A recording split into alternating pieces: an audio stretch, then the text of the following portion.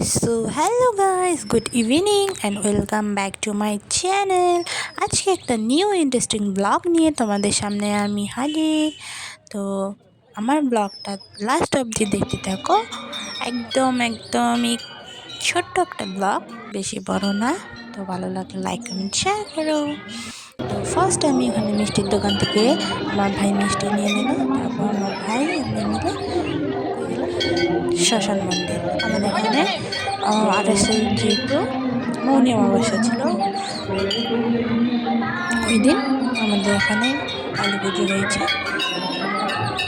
বাজারের দিকে। আমাদের এখানে এটা শ্মশান মন্দির বলে, শ্মশানের সামনেই মন্দিরটা। তো ওখানে অনেক বড় করে প্রতিবারই পুজো হয়। তো আমি আমার ভাই আর ছোটো মা গিয়েছিলাম ওখানে। তো এই দেখো আমার ভাই আর ছোটো মা মিলে ওখানে প্রসাদ দিচ্ছে।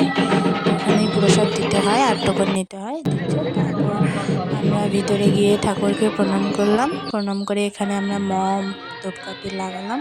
দেখো কত সুন্দর, আর খুব খুব ভিড় হয়। আমরা যখন গিয়েছিলাম তখন একটু কমই ভিড় ছিল।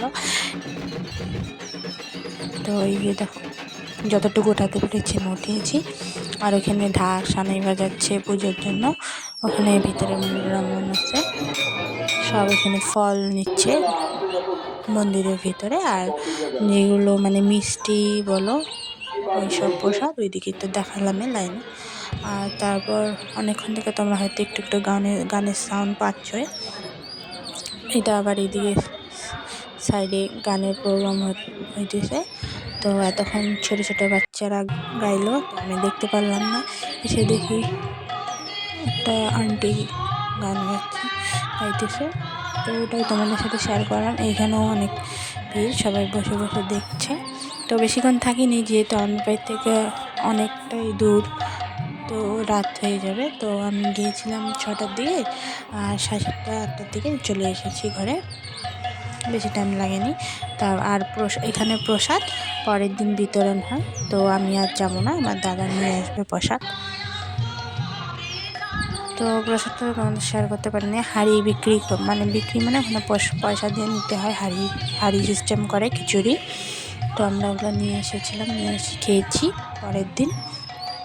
অনেক অনেক অনেক টেস্টি হয় ওই জায়গার প্রসাদ, খেলেই কবে তোমরা। তো আমরা খেয়েছি। আর এই দেখো বাইরে গেটটা কত সুন্দর করে সাজিয়েছে। এই যে দেখো এখন সব মানুষ আসছে। তো সবাই ভালো থেকো, বাই বাই।